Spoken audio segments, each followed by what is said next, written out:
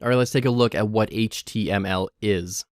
So what is HTML? HTML stands for Hypertext Markup Language. It's actually not a programming language. It's called a scripting language, but it's still absolutely vital to web development. And 100% of all websites use HTML. HTML is the structure behind every website on the internet. It's the backbone behind every single website. And then we layer code on top of HTML, but without HTML, honestly, there is no website. And this isn't an opinion, this is just a fact. This is how websites and the internet work. So the first thing you should learn in web development is HTML. Let's take a look at HTML versus HTML5. You will often see people say, learn HTML5 or HTML5 this or HTML5 that.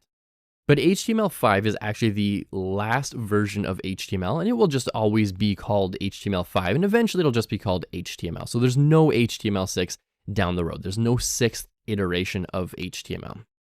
So whenever you see HTML5, you can actually think of HTML5 and HTML as the exact same thing, and that's because they are the exact same thing.